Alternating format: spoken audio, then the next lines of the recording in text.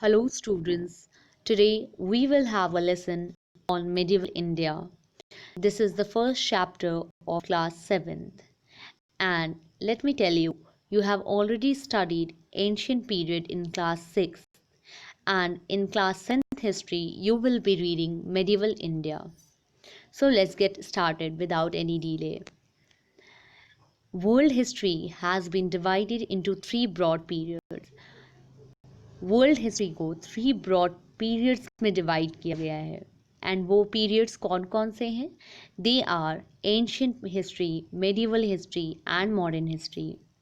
So each and every period discusses about the different characteristic. हर एक period की कुछ अपनी एक स्पेशलिटी है, कुछ डेफिनेट सब्जेक्ट, कुछ पार्टिकुलर सब्जेक्ट्स को वो डिस्कस करते हैं. As I told you that they have different characteristics, that's why they are in different periods. So what did we discuss in ancient period? हमने क्या डिस्कस किया? ancient period में हमने ये डिस्कस किया था that how early men changed into a civilized person. कैसे early men एक civilized person में convert होते हैं. How they became farmers, how they became traders, and how new empires got established in India. कैसे नए नए बड़े बड़े empires establish होते हैं, जिसमें हमने modern period पढ़ा, हमने Magadhan empire पढ़ा. So ancient period was all about the evolution of human mankind. But in medieval period हमने एंशियंट पीरियड में क्या देखा? Only the native of Indians were ruling over India. India के ही natives India के ऊपर rule कर रहे थे. बट इन मेडिवल इंडिया और when we will read medieval history of India, then we will be witnessing some foreign invaders who came to India just for just for establishing empires. वो empire establish करते हैं और यहाँ पर मुस्लिम dynasties form होती है, different dynasties आती हैं, डिफरेंट डायनेस्टीज़ जाती हैं. So basically medieval period is all about the power struggle between the regional kingdom and between the kingdom which were ruling over India. So medieval period में हम बहुत सारी डायनेस्टीज़ को पढ़ने वाले. Specially here we will study Chola kingdom in early medieval period, and also we will study Delhi Sultanate, which is composed of slave dynasty, Mughal dynasty, Khalji dynasty, Tughlaq dynasty. So ऐसे बहुत सारी डायनेस्टीज़ मेडिवल पीरियड में आती हैं. Different countries से वो यहाँ पर आती हैं फ्रॉम द वेस्टर्न फ्रंटियर, और यहाँ पर आकर वो अपने किंगडम्स इस्टेब्लिश करते हैं and those kingdoms became empire. Okay, मैं यहाँ किंगडम्स इसलिए नहीं बोल रही हूँ क्योंकि वो छोटे मोटे साम्राज्य नहीं थे, वो बहुत ही बड़े टेरिटरीज थे जो उन्होंने इस्टेब्लिश किया यहाँ पर. As a foreign invader they came and they established their empires like Mughal empire, like slave dynasty. So there are many kingdoms which ruled over India during medieval period. medieval period में बहुत सारे kingdoms आते हैं और वो यहाँ पर अपनी kingdoms establish करते हैं, लोगों पे rule करते हैं, different changes society में लेकर आते हैं. So it was all about the medieval period. Now modern period is quite different from the above two. Modern period जो है वो एंशियंट पीरियड और मेडिवल पीरियड से बहुत ही ज़्यादा डिफरेंट है. Because in modern period we were made colony by the Britishers. हमें कॉलोनी बनाई गई. एक कॉलोनी का मतलब होता है जब एक वीकर कंट्री को कोई एक स्ट्रॉन्गर कंट्री कैप्चर करती है और वहाँ पर सोशली या पॉलिटिकली या इकोनॉमिकली कोई चेंज लेकर आती है, तो उसे हम कॉलोनी बोलते हैं. ठीक है. सो मॉडर्न पीरियड में हम we will read each and everything about the Britishers, how they came to India, how they ruled over us, and how we got independence from them. Okay, so this was all about the periods of history. So हमने ये history में 3 periods को discuss किया. Now comes medieval age. So medieval age started in different times among the different countries. जितनी भी countries हैं उनमें different time में medieval age की शुरुआत होती है. And in India, if I talk about India, medieval medieval period of history started at 8th century and it ended in 18th century. वो 8th सेंचुरी में स्टार्ट होकर 18th सेंचुरी में Indian medieval history ख़त्म होती है. So remember this thing, India's medieval history started in 8th century and it ended in 18th century. So Indian medieval history का time span है from 8th century AD to 18th century AD, but it started earlier in Europe. लेकिन Europe में जो medieval history है उसका start पहले हो गया था, that is 5th century AD. So here question can come that when did medieval period started in India and when did medieval period started in Europe? So your answer will be crystal clear that medieval period started later. It started in 8th century and it ended in 18th century. और Europe में इसकी start कब हो जाती है? 3 centuries पहले ही 5th century में इसकी स्टार्ट हो जाती है. Now further, medieval age is divided into 2 periods. Medieval age को भी 2 different periods में divide किया जाता है, in which there is medieval period and there is later medieval period. So early medieval period witnessed the regional kingdoms fighting among each other for power. Okay, so early medieval period में क्या होता है, जो regional kingdoms होते हैं, जो regional यानी कि मैं बात कर रही हूँ विद इन द इंडिया के विद इन जो रीजनल किंगडम्स थे वो टेरिटरीज को लेकर आपस में लड़ रहे थे. They were fighting for to each other for the power. ठीक है, इनिशियली व्हाट हैपेंड, पहले होता क्या था, जिसके पास जितनी ज़्यादा टेरिटरीज होती थी वो उतने ही ज़्यादा, वो किंग उतना ही ज़्यादा पावरफुल माना जाता था. So that's why Kings were more wanting more and more territories in their kingdom. वो ज़्यादा से ज़्यादा टेरिटरीज अपनी किंगडम में चाहते थे, जिस वजह से बहुत सारे बैटल्स होते हैं. ठीक है, ये आपने पढ़ा भी होगा कि किसी भी किंगडम को या किसी भी लैंड को कैप्चर करने के लिए वहाँ पर पहले जो किंग होते थे वो वहाँ पर जाकर युद्ध लड़ते थे, यानी कि बैटल्स लड़ते थे, और वो बैटल्स में जीतने के बाद ही वो टेरिटरी उनकी होती थी. So early medieval period witness regional kingdom fighting among each other, जहाँ पर नॉर्थ इंडिया में और साउथ इंडिया के जो किंगडम्स थे आपस में लड़ रहे थे. नॉर्थ इंडिया में बहुत सारे किंगडम्स थे, ठीक है, जिसमें Rajput kingdom was the prominent. Rajput kingdom was very important. क्यों? क्योंकि वो मेजर पावर थी, क्योंकि जितने भी बाकी सारे किंगडम्स थे उसमें सबसे ज़्यादा पावरफुल नॉर्थ इंडिया में राजपूत किंगडम थी. Similarly it happen to the south India. उसी तरीके से साउथ इंडिया में भी जो इम्पोर्टेंट रूलर थे या जो इम्पोर्टेंट डायनेस्टी थी वो थी चोला डायनेस्टी. ओके, आप पढ़ोगे इसके बारे में इन प्रीवियस और इन लेटर क्लासेस. ओके, आप दूसरे चैप्टर्स में से पढ़ोगे कि how Rajputs and Cholas were prominent in North and South India. So it is all about the regional kingdom. Early medieval period is all about the regional kingdom. And there's one more thing. Early medieval period has time span of 8th century to 13th century. So मैंने बताया आपको कि medieval period की starting बहुत ही पहले हो गई थी. It started in 8th century and it ended in 18th century. 8th century में medieval period की start होती है और 18th century में ये end होता है.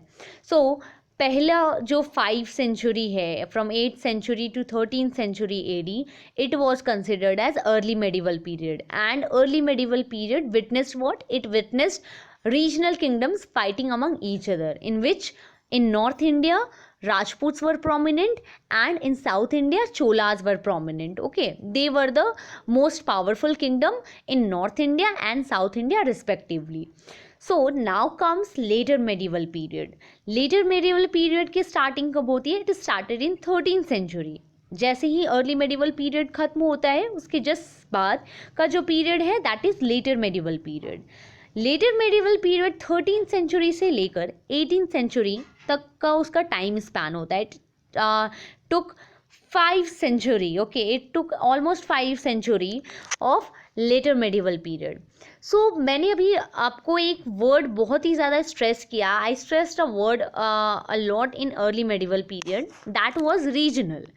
And now here when I am talking about later medieval period में जो किंगडम्स या जो डायनेस्टीज एस्टैब्लिश हुई, they were mainly by the outsiders, they were done by mainly outsiders. जो आउटसाइडर्स थे, यहाँ पर आउटसाइडर का मतलब है one who was from outside the India, one who was foreigner, ठीक है। तो लेटर मेडिवल पीरियड में जो फॉरेन पीपल थे they came to India, they got attracted. As you all know, India was considered as golden bird, India को golden bird कहा जाता था, सोने की चिड़िया कही जाती थी इसे।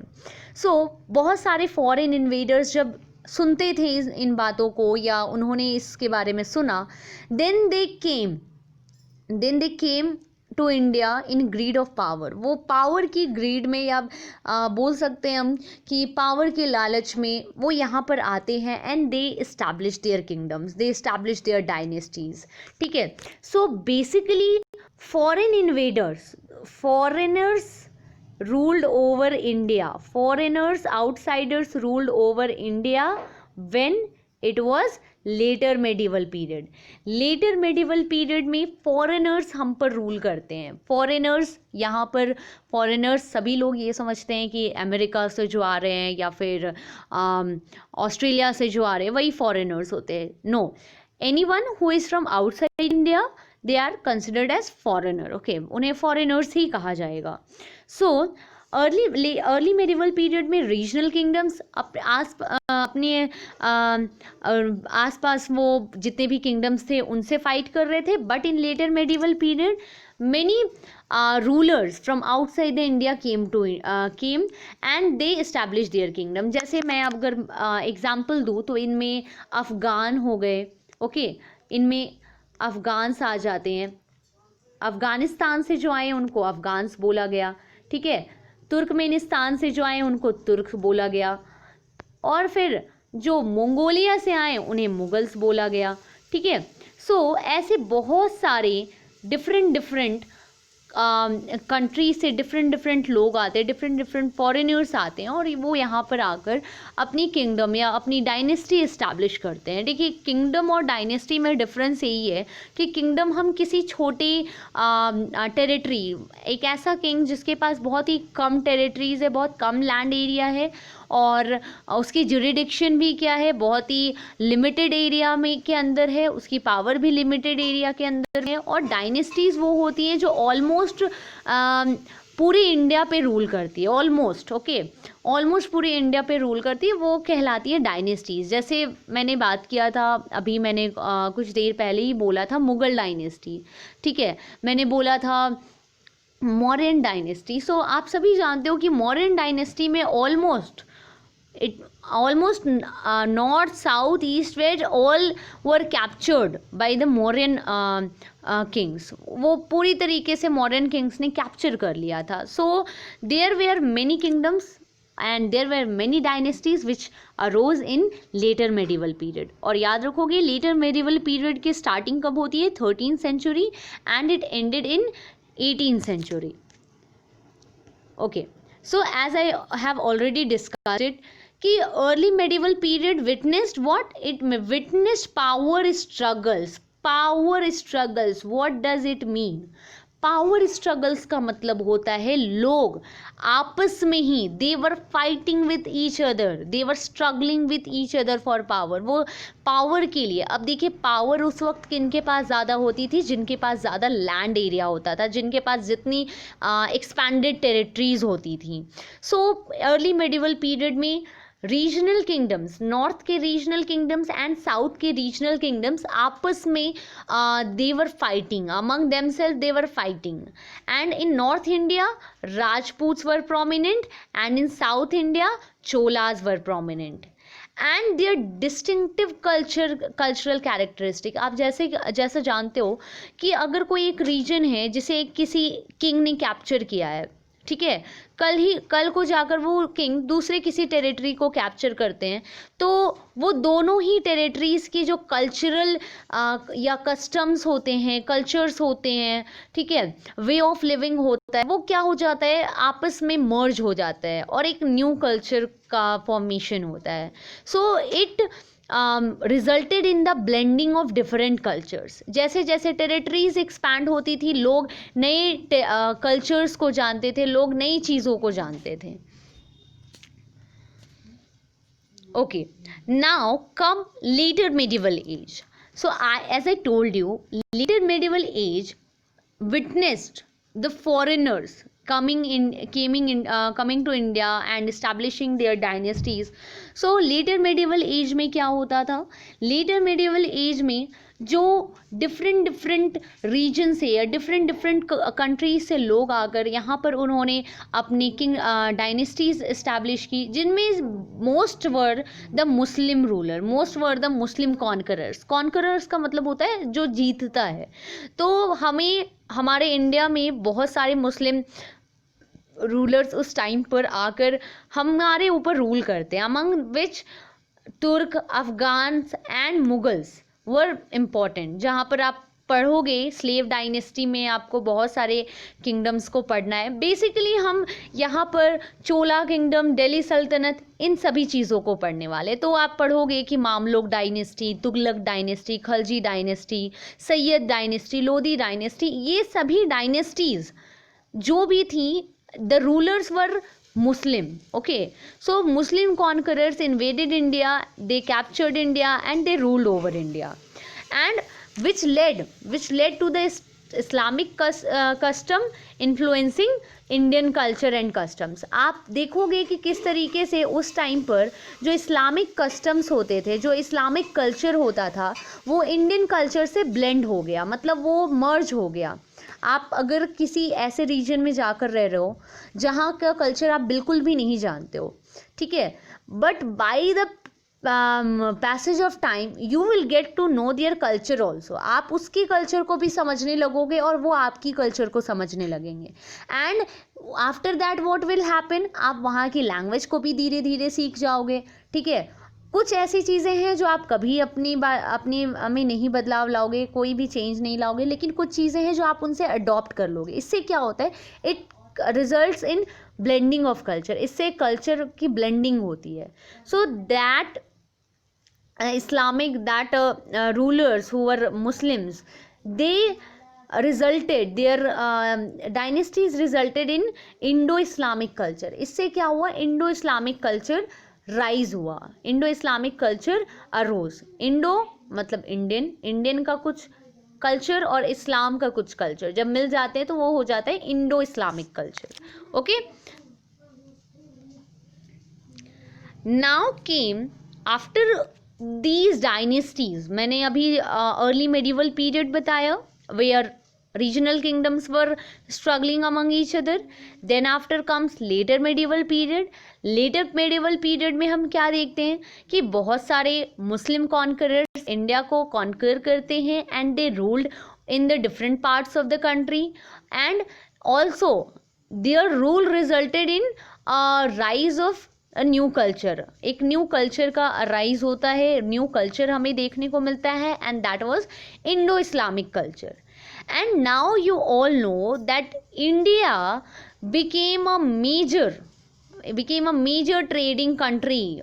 Okay, यहाँ India had a huge resources. India के पास बहुत सारे resources थे. It had immense wealth, बहुत ज़्यादा wealth था, बहुत ज़्यादा यहाँ पर wealth होने के कारण many countries got attracted. बहुत सारी countries attract हुई, कुछ यहाँ पर आकर रूल करने के लिए अट्रैक्ट हुई, ठीक है, जैसे मैंने बताया लेटर मेडिवल पीरियड में बहुत सारे मुस्लिम कॉन्करर्स आते हैं और वो इंडिया को कैप्चर करते हैं, बट कुछ जो थे वो यहाँ पर ट्रेडिंग पर्पज से आए. They came here for trade, for trading purpose. So as you all know, Portuguese were the first who invaded India by the sea route. Okay, आपने सुना होगा, आपने वास्को डी गामा का नाम सुना होगा. He came to India in 1498. Okay, वो कैलिकट में सबसे पहले अपना एक पोर्ट इस्टेब्लिश करते. पोर्ट आप समझते हो, बंदरगाह, जहाँ से गुड्स की लोडिंग एंड अनलोडिंग होती है. तो सबसे पहले पोर्तुगीज़ आते हैं. Portuguese came to India for trading purpose. Calicut में वो अपना पोर्ट इस्टेब्लिश करते हैं. और they also, it is very much important that Portuguese found sea route through India. ठीक है, उन्होंने इंडिया को सी के रूट के थ्रू ढूंढा. So it is very much important to know. Okay, and it is also a GK question for you. So उन्होंने Vasco D gamma आते हैं और वो यहाँ पर अपना ट्रेडिंग पोर्ट इस्टेब्लिश करते हैं in Calicut. And then after came Britishers. आपको आप पढ़ोगे कि 1600 में, ठीक है, they establish their first port. Okay, they establish their first port in Surat. उन्होंने सूरत में अपना पहला पोर्ट इस्टेब्लिश किया, ट्रेडिंग पोर्ट इस्टेब्लिश किया. जहांगीर ने, जो एक मुग़ल एम्पायर के एक किंग थे, सुल्तान थे, उन्होंने इन्हें परमिशन दी कि वो यहाँ आकर ट्रेड करें. So basically they came and they establish their trading port. Similarly it happened with Dutch and also French. So हुआ क्या कि यहाँ पर ब्रिटिशर्स जो थे, they wanted the monopoly of trade. They wanted to trade with India. Okay, they wanted to trade with India. They wanted themselves to be the only one trader who is trading with India. तो वो चाहते थे कि वो अकेले ऐसे trader हो जो कि इंडिया में ट्रेड करे, क्योंकि आप जानते हो कि जितने ज़्यादा ट्रेडर्स होंगे, ठीक है, उतनी ज़्यादा डिमांड होगी, और जहाँ पर ज़्यादा डिमांड होती है वहाँ पर क्या होते हैं, प्राइसेस भी ज़्यादा होता है ना, कॉस्ट ज़्यादा होती है. तो वो ब्रिटिशर्स जो थे वो चाहते थे कि वो इन पोर्तुगीज़ को और ये फ्रेंच और ये डच, इन सभी को यहाँ से बाहर निकाल दे. और similarly it happened. Okay, it happened and in by the mid 17th century वो फ्रेंच को छोड़कर बाकी पोर्तुगीज़ और डच, ये दोनों को ही इंडिया से बाहर कर देते हैं. Now Britishers and French were fighting among each other. Okay, they were fighting that who will be the dominant trader in India. India का dominant trader कौन होगा. So as you all know, mid 18th century तक में Britishers ने French को beat कर दिया. ठीक है, फ्रेंच को बीट कर दिया. उन्होंने फ्रेंच की जितने भी पोर्ट्स होते थे उनको उनके आसपास फोर्टिफिकेशन कर दिया था. ठीक है, किलेबंदी कर दी थी. बहुत सारे शिप्स जब उनकी लोडिंग अनलोडिंग होती थी या सामान लेकर वो जा रहे होते थे तो उनके शिप्स को, ठीक है, वो डिस्ट्रॉय कर देते थे. So Britishers were that much cruel, और Britishers were that much eager, or I can say that they were so greedy to trade with India. They wanted to establish their trade. Okay, they want to be the only one trader who is trading with India. So after French were vanished, okay, after French were vanished from the Indian scenario, French जैसे ही जाते हैं India से, एक new phase start होता है, and that was modern age. जब French चले जाते हैं, ब्रिटिशर्स अकेले होते हैं जो इंडिया के साथ ट्रेड कर रहे होते हैं, और बहुत सारी चीज़ें बाद में होती हैं जिस कारण से वो क्या करते हैं, पॉलिटिकली इंटरफेयर करते हैं. ठीक है, पॉलिटिकली वो क्या बोल सकते हैं, अपना वो डोमिनेंस इंडिया पर डालते थे, वो डोमिनेट करते थे इंडियन किंग्स को. So this resulted in the beginning of modern age.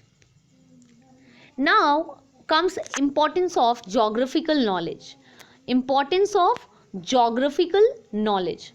अब देखिए, कुछ ऐसे टेरिटरीज होती हैं जो कि बिल्कुल आइसोलेटेड होती हैं. आइसोलेटेड का मतलब होता है किंग एंड जो रूलर्स होते हैं वो उसे कैप्चर नहीं करना चाहते. They did not want to capture it. Why? Because there was something which was not there which they wanted. जो वो चाहते थे वो वहाँ पर नहीं. अब देखिए किसी भी डायनेस्टी को अगर हम कहीं इस्टेब्लिश करते हैं तो हमें क्या चाहिए कि वो चारों तरफ से, ठीक है, it is protected by some means. वो नेचुरली किसी चीज़ से वो प्रोटेक्टेड हो या फिर वहाँ पर जो लैंड है वो फर्टाइल हो. क्योंकि पहले क्या होता था in ancient period, Kings relied on land grants. वो लैंड ग्रांट्स या रेवेन्यूज़ पर रिलाई करते थे. उनका जितना भी राजकोष था वो रेवेन्यू से भरता था. तो वो सब ऐसी चीज़ों को, ऐसी जगह को ढूंढते थे जो बेसिकली फर्टाइल हो, जहाँ से ट्रेडिंग करना आसान हो, जहाँ से फॉरेन इन्वेडर्स उन्हें अटैक ना कर पाए. जैसे अगर कोई एक लैंडलॉक्ड रीजन है तो उसे लोग क्या कर, दूसरे फॉरेन इन्वेडर्स को कैप्चर करने में थोड़ी मुश्किलें आएंगी. सो इसीलिए आप देखोगे कि Delhi is in the middle. Okay, Delhi is in the middle of the India. Delhi को की जब आप लोकेशन देखोगे तो वो क्या बिल्कुल मिडिल में है. And also it is very fertile. वो बहुत ही ज़्यादा फर्टाइल भी है. और वहाँ से पूरे इंडिया से वहाँ की सेनाएं आप देखोगे, जब भी जो भी दिल्ली में रूल कर रहा होता था वो क्या करते थे, अपनी सेनाओं को ईस्ट वेस्ट नॉर्थ साउथ चारों तरफ भेजते थे और वो धीरे धीरे क्या करते थे, उन्हें कैप्चर करते थे. सो that's why one region remain isolated और other region became so prosperous. और यही कारण होता था कि कोई एक रीजन जो था वो बहुत ही ज़्यादा आइसोलेट हो जाता था और कोई एक रीजन बहुत ही ज़्यादा प्रॉस्पेरस रहता था. जैसे आपने देखा होगा कि मैसूर जो एक प्लेस है साउथ इंडिया में, मैसूर एक प्लेस है जिसे बहुत रूलर्स जीतना चाहते थे लेकिन वो उसे जीत नहीं पाते थे. क्यों? क्योंकि वो सबसे पहली बात तो वो बहुत ही ज़्यादा साउथन प्लेस था, ठीक है, जहाँ तक पहुँचना बहुत ही ज़्यादा मुश्किल था. सो दैट्स वाई हिस्ट्री में जोग्राफिकल नॉलेज या जोग्राफिकल इम्पोर्टेंस बहुत ज़्यादा होती है. Now comes cartography and medieval India. Cartography is a skill of map making. जितने भी लोग मैप मेकिंग जानते हैं उन्हें हम कार्टोग्राफर बोल सकते हैं, ठीक है, जो मैप्स को ड्रॉ करते हैं. सो एज आई सेड, मैंने आपको बताया कि जितने भी रूलर्स आए, ठीक है, जितने भी रूलर्स आए they wanted to expand their territories. वो अपनी टेरिटरीज को एक्सपैंड करना चाहते थे. Also many traders came to India for trading purpose. और बहुत सारे ट्रेडर्स भी आते हैं इंडिया में ट्रेड करने के लिए. So this resulted in what? This resulted in need of accurate maps. उन्हें अब किसकी ज़रूरत पड़ने लगी? Accurate maps की. So that they can locate place, so that they can look out over the places from where they can get the resources or get the raw material. तो इसीलिए they needed map. So they started drawing maps. अब ये जो map making की जो skill India के पास है वो कहाँ से आई है? इट इज़ बीइंग डेवलप्ड और it is being undertook bye the Arabs and Europeans. Arabs and Europeans जो थे उन्होंने सबसे पहले मैप डेवलपिंग का काम स्टार्ट किया.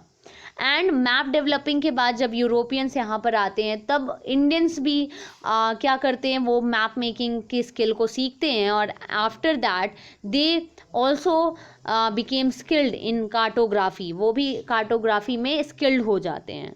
सो इंडिया में कार्टोग्राफी या स्किल ऑफ मैप मेकिंग किसने इंट्रोड्यूस करवाया? They were introduced by the Arabs and Europeans.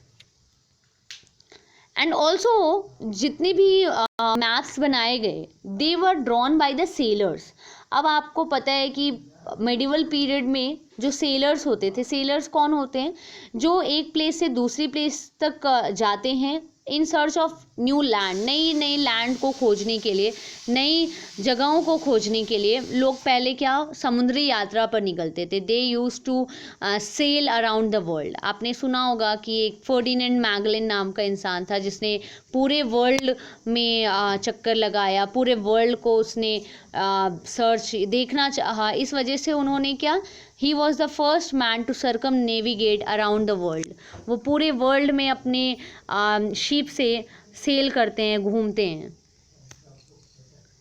Now also comes places names. अब ये प्लेसेस नेम्स जो हैं और जितने भी जगहों के नाम जो हम आज देख रहे हैं, कुछ जगहों के नाम तो चेंज हो गए हैं। हिस्टोरियंस को इसे पता लगाना होता है कि ये नेम पहले क्या थे और अब क्या हैं। सो ये जो नेम्स है वो हमें कहाँ से मिलते हैं? From where do we get the places name? We get the places name from the what? We get the places name from the maps itself. Maps जो भी बनाया करते थे ट्रेडर्स या सेलर्स, जो भी बनाया करते थे, उसमें जो वो नाम मेंशन करते थे उससे हमें प्लेसेस के नाम पता चलते हैं। ठीक है, we can get to know about the places name by the help of maps. हम मैप्स की हेल्प से उनके नेम्स को जान सकते थे। And also whenever the ruler ruled over a territory, जब भी वो किसी भी टेरिटरी पर रूल करते थे, they always use to preserve written record. वो रिटन रिकॉर्ड हमेशा रखते थे। ठीक है, वैल्यूएबल इंफॉर्मेशन जो हमें आज मिलती है हिस्ट्री के बारे में, हम जो भी कुछ पढ़ रहे हैं, ठीक है, वो सारी एविडेंसेस आइदर तो हमें आर्कियोलॉजिकल सोर्स से मिलते हैं या फिर लिटरेरी सोर्स से, रिटन रिकॉर्ड से मिलते हैं।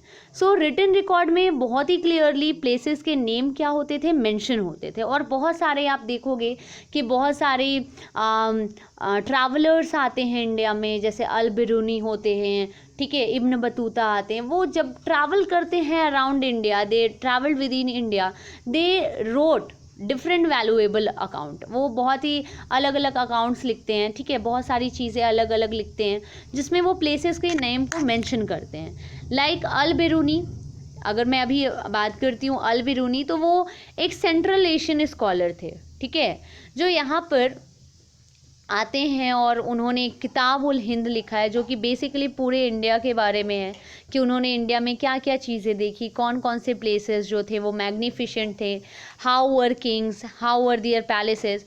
सो this was all about the Al Biruni's Kitab ul Hind. वो कहाँ के थे? He was from Central Asia and he mastered Sanskrit, और वो संस्कृत में मास्टरी कर चुके थे, मतलब उन्हें संस्कृत बहुत ही अच्छे से आती थी और उन्होंने कुछ संस्कृत टेक्स्ट को अरबिक में भी ट्रांसलेट किया है। और वही थे जिन्होंने लिखा किताब उल हिंद। हम इसे किताब उल हिंद या किताब अल हिंद दोनों ही पढ़ सकते हैं। And Ibn Battuta he wrote a travel account. Ibn Battuta की जो रिहला थी, रिहला वो एक ट्रैवल अकाउंट थी। जब वो इंडिया में घूमते हैं, इंडिया में ट्रैवल करते हैं, तो उन्होंने जो भी चीज़ें देखी वो उसे अपने ट्रैवल अकाउंट में मेंशन करते हैं, and that was Rihla. Now why was it needed to keep the record? Record को रखना क्यों ज़रूरी था? सो मेडिवल किंगडम जब भी हम पढ़ते हैं तो वो बहुत ही प्रॉपरली मेंटेन किया जाता था। एक लार्ज एडमिनिस्ट्रेशन होता था, किंग्स होते थे, मिनिस्टर्स होते थे, लैंड रेवेन्यू का सिस्टम होता था। So it all required the compilation, it all required of keeping the records. इसे रिकॉर्ड्स में रखना ज़रूरी था क्योंकि उस टाइम पर बहुत सारी चीज़ें हो रही थी, ट्रेड हो रहा था, okay, there were standardize system of measures.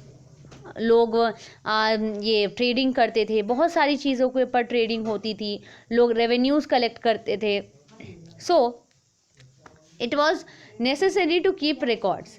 So paper was widely use in those that period.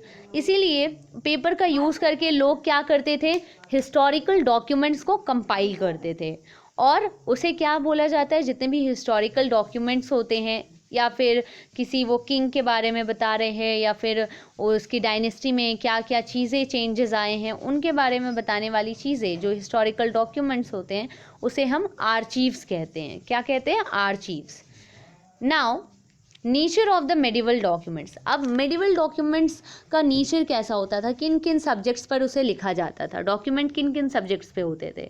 So basically as I told you that there was large elaborate system of administration. Administration का एक elaborate system था जहाँ पर land revenue और land grants दिए जाते थे, ठीक है। ज़मींदार जो होते थे, फार्मर्स जो लैंडलॉर्ड्स होते थे, वो रेवेन्यू कलेक्ट करते थे, और जितने भी किंग्स होते थे जब वो किसी से खुश होते थे तो उन्हें लैंड ग्रांट प्रोवाइड करते थे, ठीक है, कि मैं आपको ये लैंड का पार्ट दे रहा हूँ, मैं इस लैंड का पैच आपको दे रहा हूँ, और इस लैंड से जो भी रेवेन्यू कलेक्ट होगा आप वो रख सकते हो।